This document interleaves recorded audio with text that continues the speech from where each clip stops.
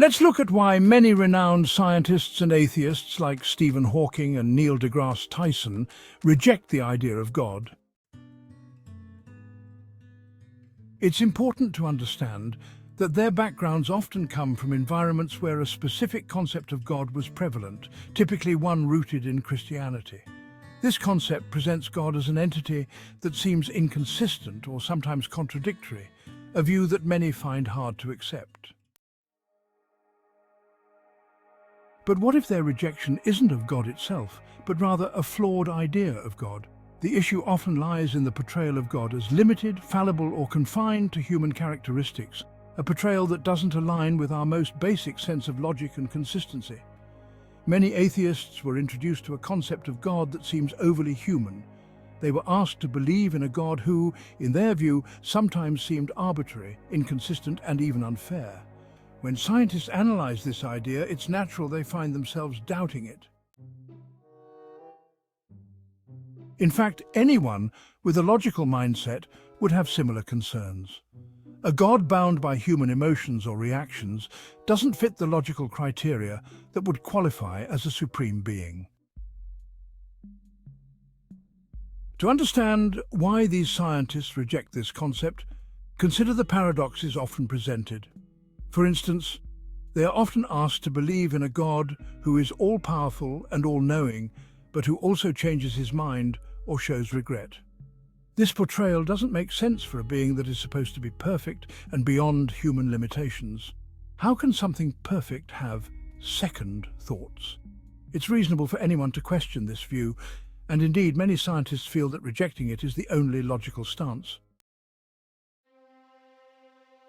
Another common issue is the interpretation of God as a physically imposing figure, some kind of supreme, oversized entity floating in space. This image of God, similar to a grand human or ruler sitting on a throne, appears unrealistic to the scientifically inclined mind. If God exists, they reason, he shouldn't be limited by physical dimensions, time or space.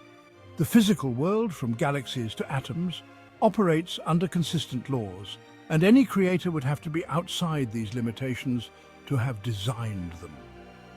When these scientists reject the idea of a physical God, they're actually rejecting something that no truly logical concept of God would contain.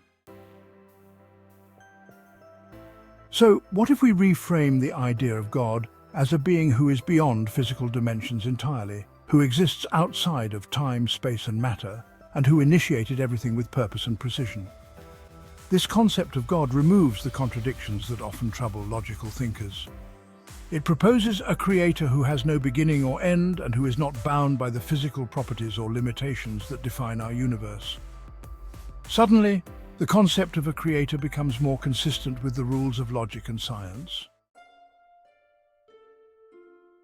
Now, let's address another core reason why atheists like Hawking and Tyson are skeptical: the issue of evil and suffering in the world. They argue that an all-loving, all-powerful God would not allow suffering or injustice. From a logical perspective, this makes sense. Why would a God who has the power to stop evil allow it to continue? For many, the presence of suffering seems to contradict the idea of a benevolent creator. However, what if suffering and hardship serve a broader purpose in human development?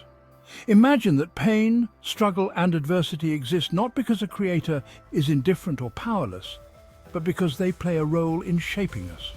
In every aspect of life, from physical fitness to intellectual growth, we understand that challenges lead to improvement. We lift weights to build strength, study to expand knowledge, and persevere through trials to develop resilience. Couldn't it be possible that a higher power has set up a world where difficulties serve as tools for growth and self-discovery, not as signs of abandonment?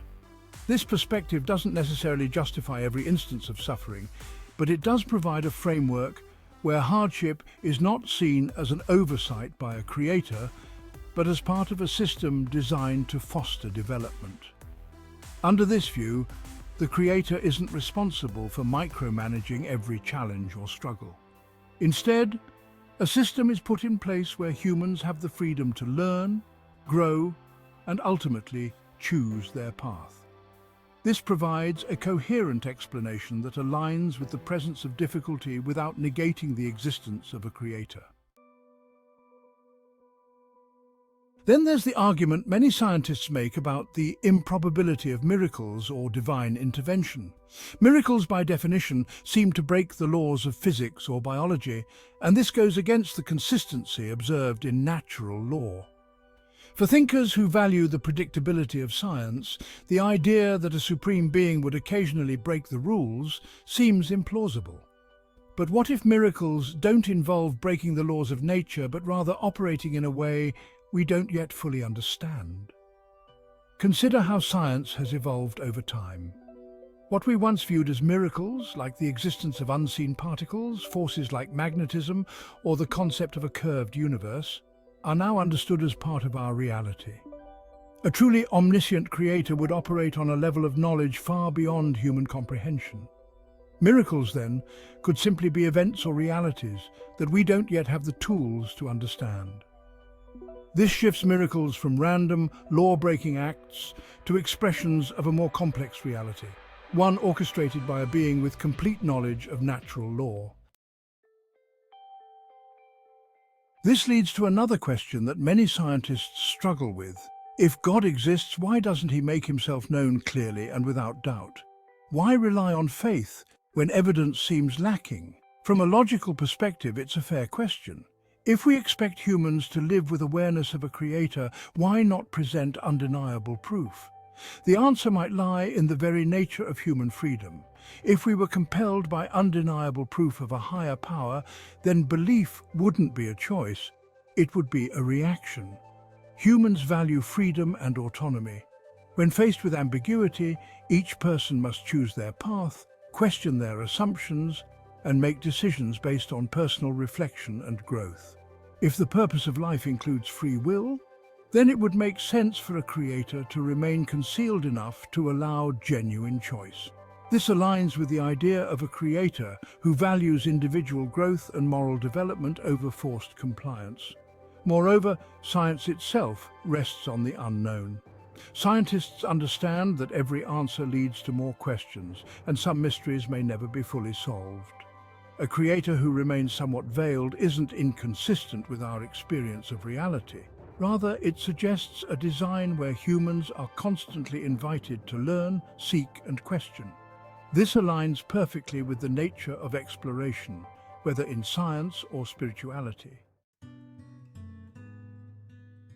So, when prominent atheists reject the idea of God, they often reject a limited and inconsistent concept of God, one that is human-like, bound by emotions, prone to favoritism, and driven by needs or wants. But if we redefine God as a being who is beyond human limitations, who created with purpose, who set a universe in motion governed by precise laws, and who allows humanity the freedom to grow and explore, the picture changes. Science has shown us a universe that is intricate and consistent, with laws so finely tuned that they point toward intentionality rather than randomness. If we accept that the universe has a source, then that source must be vastly superior to human understanding.